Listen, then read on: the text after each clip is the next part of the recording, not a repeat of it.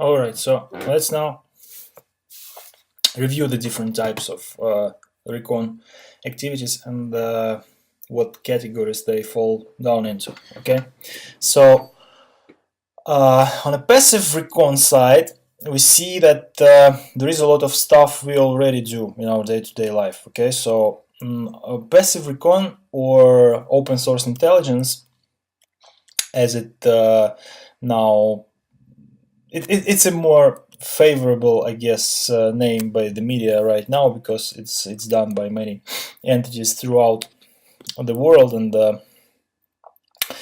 that's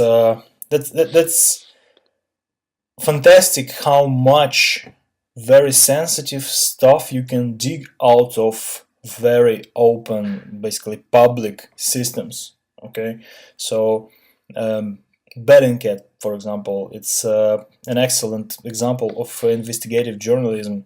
The guys use absolutely open information sources in order to track down very sensitive, very confidential, sometimes even classified activities of national forces. Right, so that's you can Google about what Bellingcat are and what they can do with open source intelligence. The results are really fascinating. What can we do using this tactic during the penetration test? That's anything related to what have already been published or what have already been registered somewhere.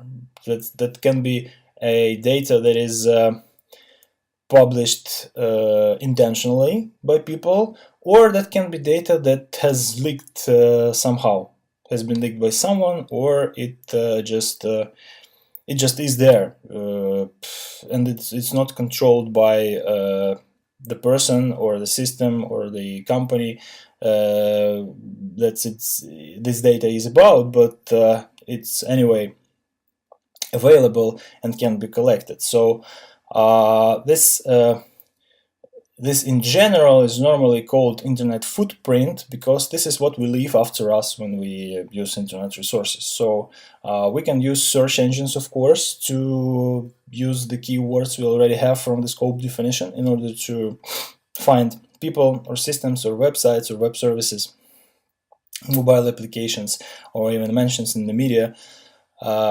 to figure out more and to have some leads about where to search and what to look for. And we have this very fascinating stuff, social media, that is full of various data about people and companies. Depending on what your favorite social media website is, you can find a lot of people's personal life, or the place they visit, or the people they usually interconnect with, their friends, relatives, close ones, and of course the companies they work in and the stuff we do. That's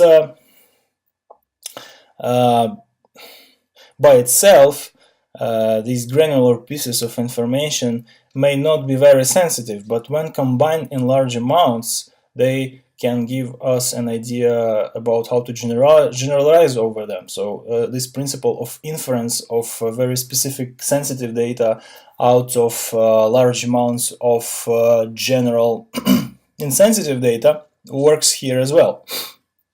So sometimes even client websites directly showcase the data we can use in further attacks. For example, if it's a if, let's say, it's a very respected consulting company, it's a, I don't know, law firm or a security consultancy that values their people, their professionals very much, and they showcase them at their website. So even the websites by themselves already contain names, contacts, sometimes even phone numbers. Yeah, you can find out at least the people you can connect in order to know more or to execute a social engineering attacks already. Okay, there is also this very interesting thing called metadata. If you're not familiar with the term, I will try to explain it as the data about data. Okay, so it's not the contents of the file, it's the properties of the file.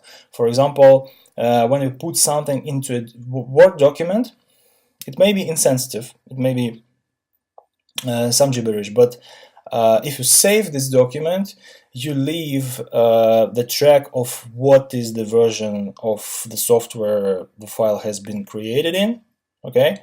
What is the time step of its creation, what is the username who created it, and even the paths on file servers where it's stored.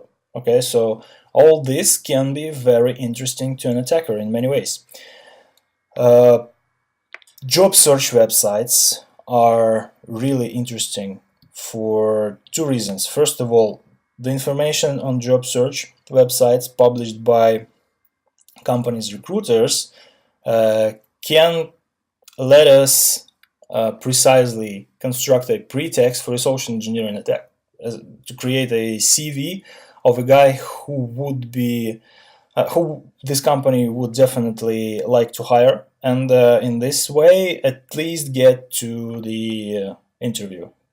And once you're in, you can do a lot of different nasty stuff. You can bait by USB drives, you can drop payloads on generally acceptable systems, you can, I don't know, leave access points open and so on.